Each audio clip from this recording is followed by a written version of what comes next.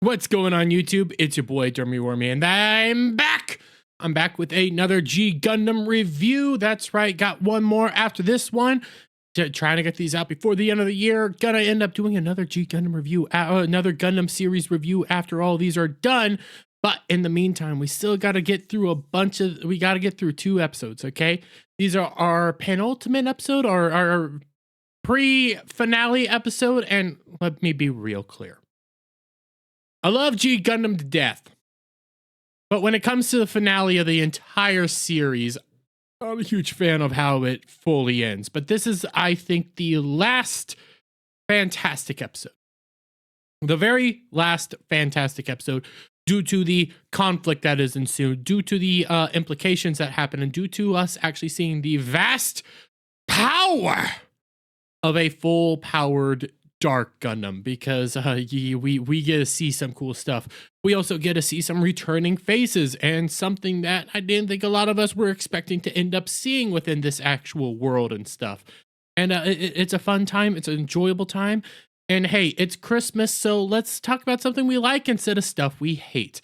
That's right, so we're gonna start off the episode where we kind of left off last episode with Dr. Mikamura releasing Dr. Kashu as he cries upon him and asks for forgiveness for his betrayal and all of his greed and essentially everything that he felt shame for doing. He frees Dr. Kashu, sending him out into space, ending his own life.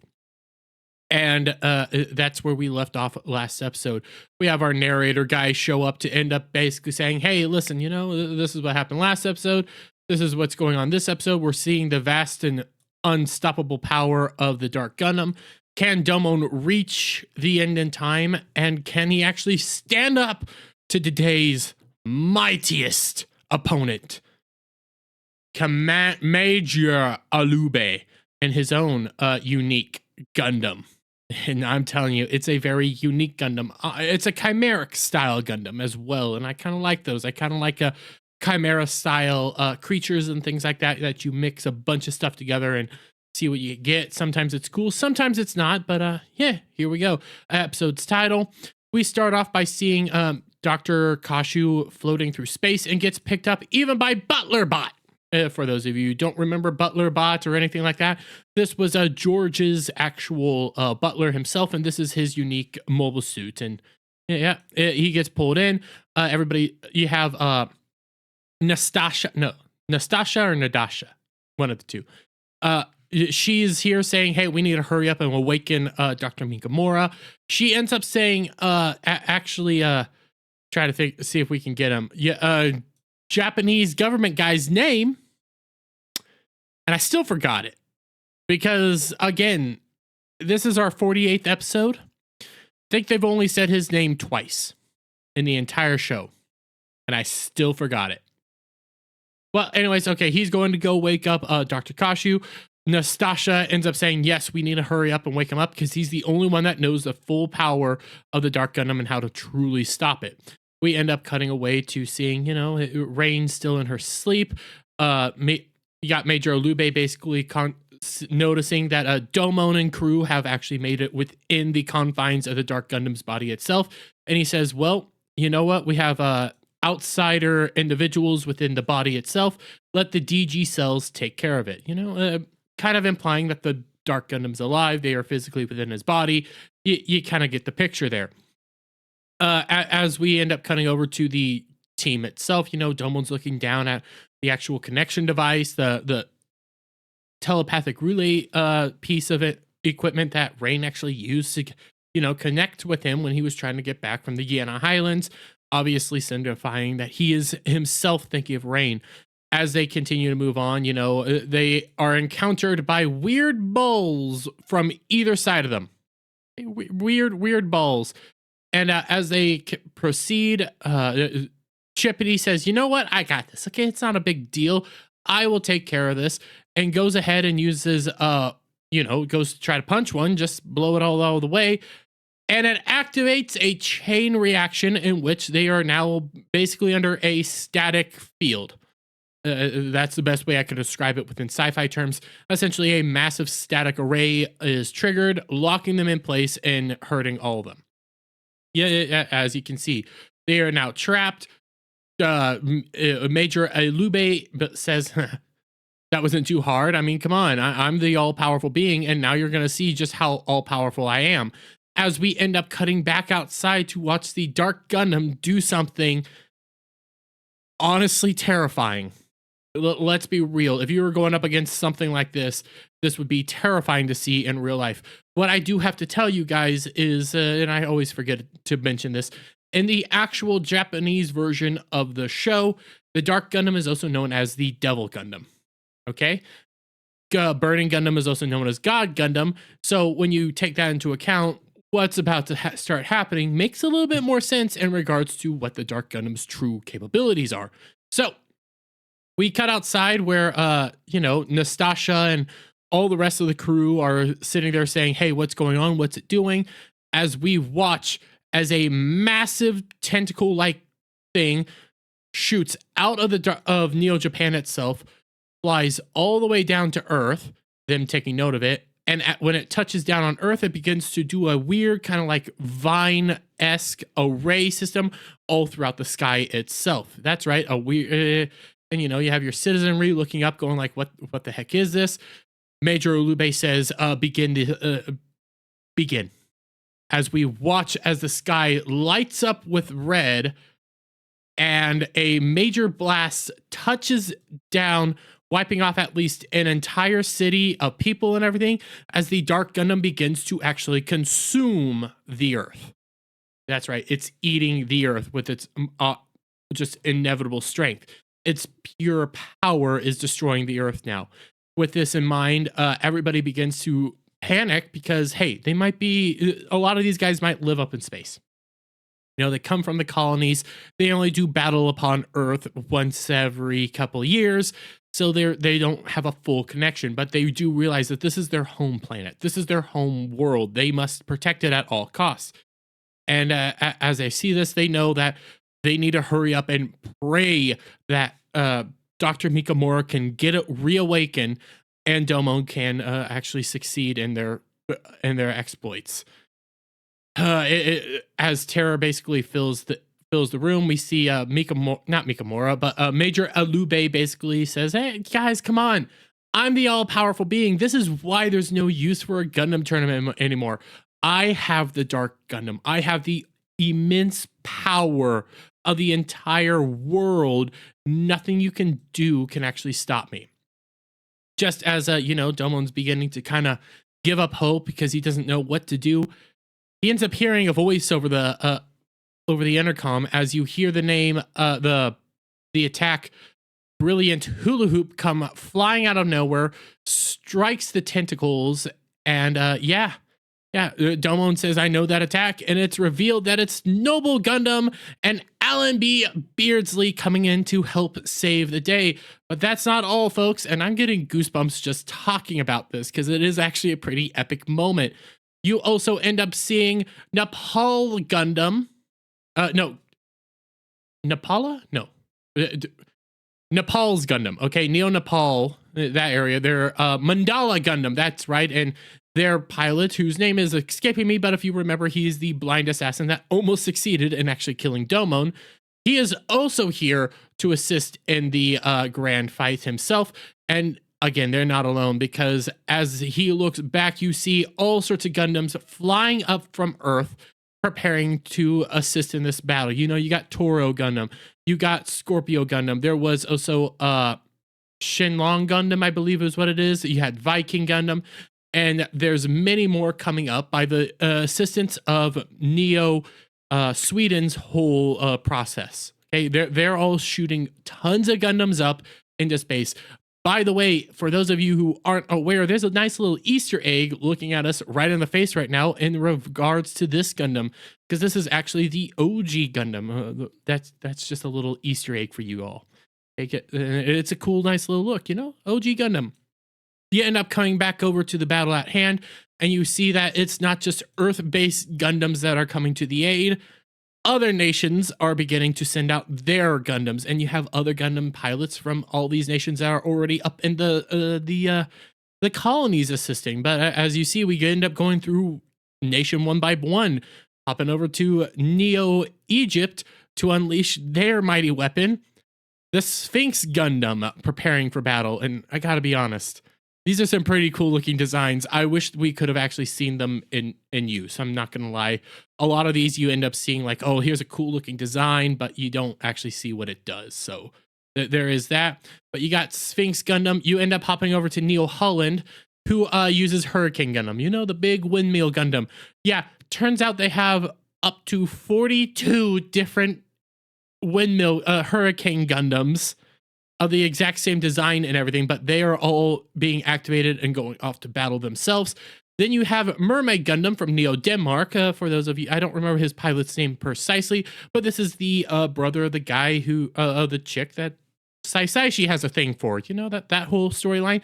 Yeah, he comes in with a mothership from Neo Denmark's whole colony, shooting out a bunch of different Mermaid Gundams. You have all these different Gundams all coming together from different nations, different areas of the world to do battle with this massive Gundam itself.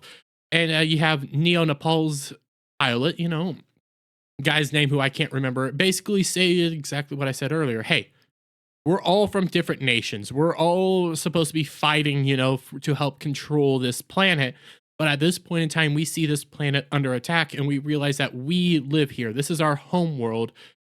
And right now, nationality means nothing. We must defend our home world.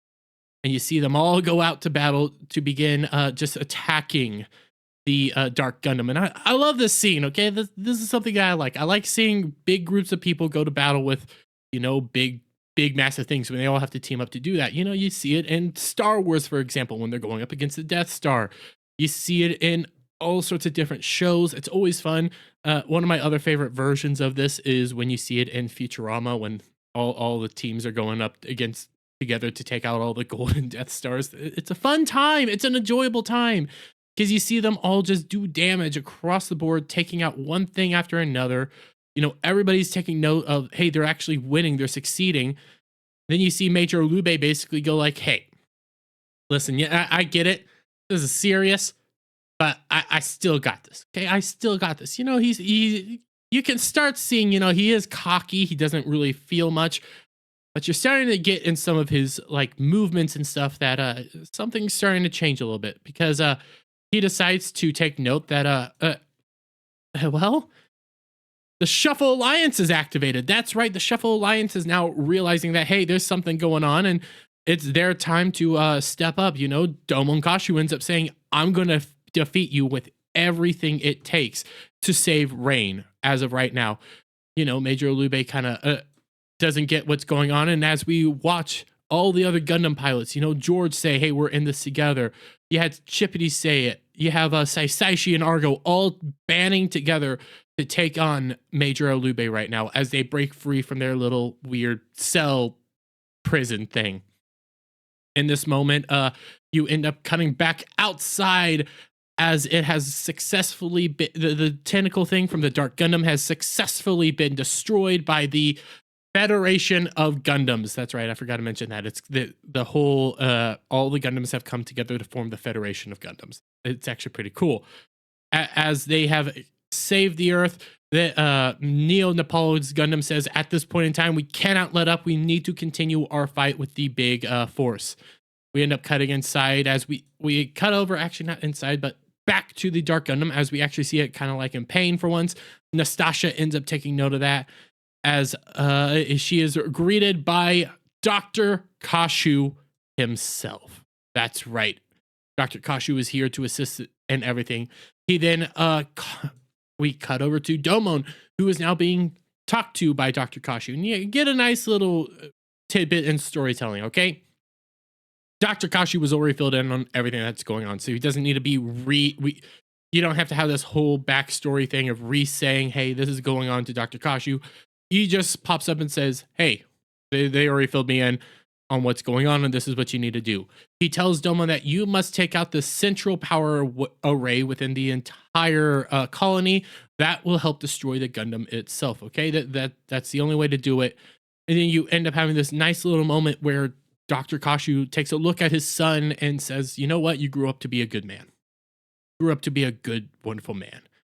It's a small little moment, small touching moment. Domon has his dad back, and it's a quick little line, but it's enough. It's enough of a line to know what's going on here.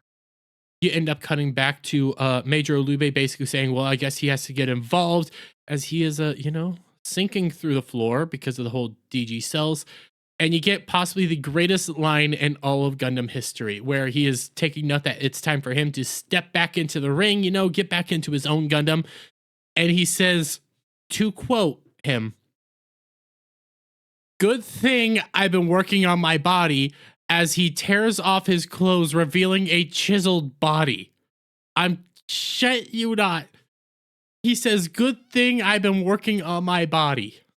It is the most awesomest line in all of Gundam history. Okay, you got all sorts of cool lines, but this is the one that takes the cake. Good thing I've been working on my body. Oh, you gotta love it. But he touches down as he begins to walk over to his own Gundam, Grand Master Gundam, as you see it beginning to awaken. It's a beast of a thing when we see it. I'm not gonna lie, it's kind of terrifying. You end up getting to our halfway point, which, by the way, guys, I think it's a wonderful time to get a word from our sponsor, CoffeeBrandCoffee.com. What's going on, guys? Listen, I don't know about you, but I like to indulge in some of the liquids of fun times, okay? And oftentimes I wake up the next day with a headache and stuff like that. And to be honest, the only way that truly helps cure these morning blues, as I would call them, would be coffee. And you know who puts out good coffee, guys? CoffeeBrandCoffee.com. Listen, Coffee Brand Coffee is an American-based company. It was founded by the Quartering. He's going out there. He just wants to sell you coffee. He doesn't want to sell you a political opinion. He doesn't care what your politicals are. He doesn't even care what your cultural opinions are, okay? He just wants to come out here and sell good American coffee sourced here in the States. It is all fantastic and amazing. You have 4,000 verified reviews. Most of them are 5-star, 4-star. People are loving this, and I don't blame them, because when you take a look at some of these flavors, you got bourbon flavored coffee. God dang, that sounds amazing. You got gunpowder green tea. I like the boom boom sticks, and I want to know what's going on right there. And when I drink CoCo, I haven't drank it in a while due to the keto diet, trying to lose some weight. But when I do drink CoCo or anything like that, I like some sweetness, I like some richness, and I like some enjoyability in my CoCo. That's why I'm taking a look over here at this rich caramel CoCo.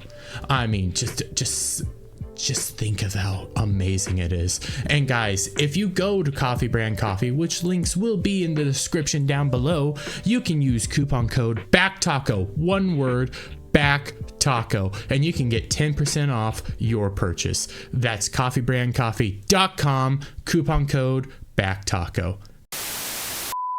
Now on with the show. That's okay. So we got to our halfway point. We end up getting back to the Dark Gundam as Domon and the Shuffle Alliance and all that are actually just now busting through these little drones because they're working together this time, just constantly getting all through them.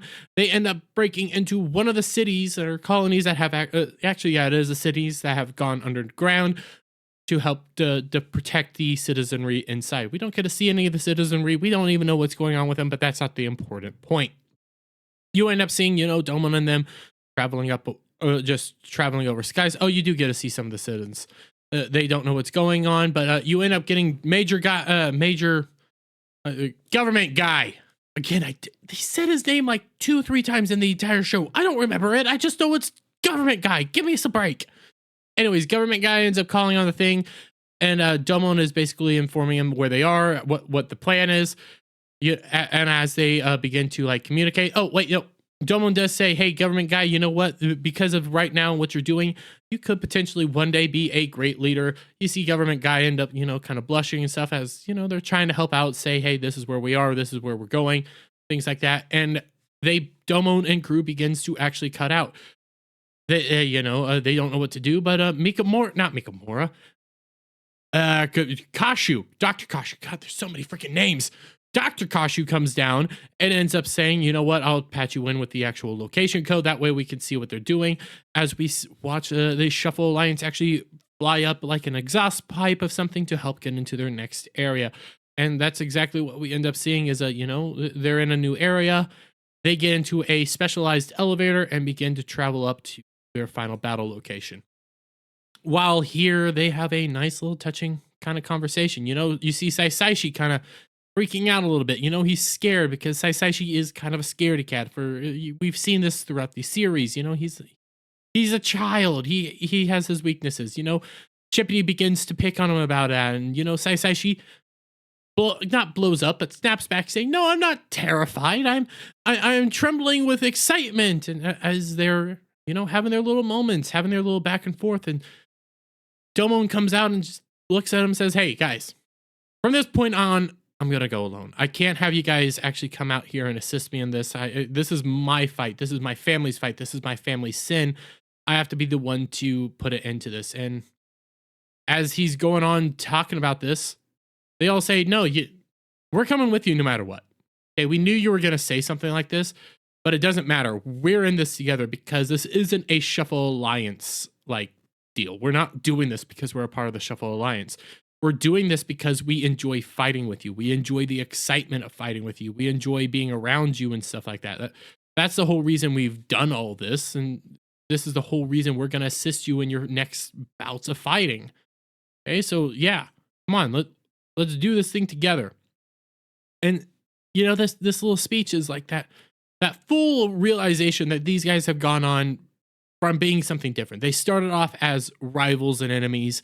They went on to be Shuffle Alliance people, kind of being forced to work together, but not really forced. But they, you know, they've been rivals, they've been enemies, they've been assistants, they've been teammates or crewmates or whatever. But now they've gone past that and just became family. They're in this together. They're friends, they're families, they're cohorts. That's why they're doing this. As they reach their final destination and prepare for the final battle, they all come out. The room is all dark and mysterious. Domon doesn't know what's going on and takes a look and says, "Oh my God, there's the power array right in front of us." As they are greeted with Major Elube's voice saying, "It's more than just the central power array itself. It is my own personal Gundam." As he reveals what it truly is. Oh, wait, before that, you have Domon saying, "Major Elube, I'm going to take you out no matter what. I'm going to do whatever it takes to get Rain back." And Major Elube basically says, "Well, you're going to have to take on my own personal Gundam, the Grand Master Gundam." As you can see, as it begins to awaken, it is a beast of a thing with Master Gundam's body at the top. You end up seeing Grand Gundam. You have a Sword Raven Gundam. You have the mysterious fourth Gundam itself, all combined into one behemoth of a thing that the Shuffle Alliance will be going up against. It is immense and powerful. As you know, Chippity, being a little bit more arrogant, full of himself, says, "Hey, we already went up against these Gundams before. We've already been able to beat these guys before. Let's just go on ahead," as he unleashes his new powerful attack, you know, Machine Gun Punch. And basically the Grandmaster Gundam just absorbs it, knocks it right back on him before it begins to try to crush Chippity. George, in seeing all of this, ends up saying, "No, I'll have to help." Uses his own Rose Hurricane attack. Just basically gets bounced back as he is speared and sent flying into the air, unable to move himself. Argo and Saisaishi ends up going into an attack as Saisaishi is dodging all the wing blades that are coming out due to like Sword Raven Gundam itself, is then sideswiped by the mysterious fourth Gundam that ends up just biting down on him and holding him still. Then you get Argo, who is just knocked back, picked up by one of the massive talons, and held at bay. So basically, all four of the Gundams are now, all of his teammates are out of commission. They're all trapped. They can't move. They can't do anything. In this moment, Domon says, you know what? Then I'll take on this. I'll take you guys all on. I'll free you all using his own Sekio 10, his special move, unleashing his full power, blasting the power array, and it did jack shit. Did nothing. For once, this attack, this newfound uber powerful attack, did absolutely nothing to the Grandmaster Gundam. With Major Olube now kind of changing his appearance. You got red eyes, you got a difference looking in him. Stuff's going on here. Says, oh, I guess it's my turn. Unleashes his own super powerful attack, pinning Domon Kashu back. As you see this very cool looking scene where he's like, it's no use. You can't do anything. This is pure evolution. Due to evolution, I have transcended this bounds that you guys have. I have unlimited power. I cannot be stopped. As you end up seeing also outside that the Dark Gundam itself is beginning to evolve again. As we watch as it grows massive wings from its back, as Nastasha realizes, oh my god, what is about to happen? The Dark Gundam is going to descend upon the Earth in this massive monstrosity, whatever, monstrous looking form with wings that are huge and preparing to take it all over. Domon is then, they are then greeted by Major Olube again over the intercom to Dr. Kashu himself as he begins to reveal what he truly has become, because Major Olube knows the power of the DG cells. He knows what its true power is, because not only is he himself infected, changing and wishes to use it upon everybody, turns out he himself has been infected with DG cells this entire time, because underneath his mask was just a massive amount of DG cells. And in this moment, Dr. Kashu actually acknowledges what has truly happened to Major Olube. He is no longer Major Olube. He himself is, in fact, the Dark Gundam. That's right. He is no longer human. He is just the Dark Gundam, and he is going to unleash all this strength upon everybody. As we cut back to Domon, unable to move, not knowing what to do, he is then greeted upon, seeing his friends all in pain, suffering as they all just belt out in horror. Domon doesn't know what to do. He's then greeted by Master Asia. The spirit of Master Asia ends up, coming to him saying, hey, this is all you can do? Are you giving up already? Come on, man. Keep fighting. I taught you better. He is also greeted by Schwartz, his brother, his mother, all giving him power, all telling him, hey, you got this. You can do this. You are powerful. You have all this training. You can stand up to him. But you can do what is right. As you end up having this wonderful speech from Master Asia, who ends up basically telling him, hey, we've all died. We've all died to help get you to this point. We've all died to assist in this battle against the Dark Gundam. Now it is up to you. It is up to you to make sure that our deaths are not in vain. As this moment, Domon stands up, realizing the truth, realizing the true power of everything, and realizing that there is a true being that is the all-powerful life bringer within this earth. Because that's one of the big things here, is the Dark Gundam is a life bringer. It will help save the world. It will take it over. DG cells, all this stuff. No, the true life bringer, the true bringer of joy and hope and goodness in this world is itself the earth. And in this moment, Domon goes full serene state of mind as he grabs power from not just himself but Earth as well, unleashes the full power of the Shuffle Alliance itself, and immediately pushes the rest of the Shuffle Alliance members into their own serene state of mind as they join forces for an all-powerful erupting attack. That's right, they have a new attack. One of my downsides to this entire show itself is how many times they make a brand new attack just to help get out of scenes. It's kind of MacGuffin, but hey, it is what it is. But all of them join forces with their own unique attack known as Erupting Shuffle Alliance attack, which is basically a giant erupting burning finger launched directly at Grandmaster Gundam, destroying it altogether and basically vaporizing it. As you see, that attack also dealt a massive blow to the overall monstrous form of the Dark Gundam and blew a hole in it. Everybody takes note of, hey, something's going on. It's kind of falling apart. but they realize that it's not done just yet. Dr. Kashi says, hey, you know, it should be have fallen apart by now. It should have stopped. Oh my God, you know, the realization is occurring. Just because they've destroyed Mikamura, just because they have defeated the actual power array doesn't mean it's all over, because in fact, Rain is still giving it power herself. That's right. Rain is herself giving it an immense amount of power, and it is still running off her life force. So now Domon knows, they all know what must be done. Domon has to go and unplug Rain and take on Rain. And then with this realization, Domon blasts up into the ceiling, you know, off to go help do this. He has to go take on Rain himself. And the ceiling closes as we end up seeing Major Alube's corpse, just saying, he's not done yet. There's still more to come as you watch as it disintegrates. We cut away to Domon racing off to take on Rain and save Rain for the very last time as our episode comes to an end. And it sets up the series finale, which will hopefully come out next week ourselves. And I gotta be honest, guys, it's a fun time. It's a cheesy episode. It's a cheesy series altogether. It's over-the-top action. It is Dragon Ball Z meets Street Fighter meets giant fighting robots.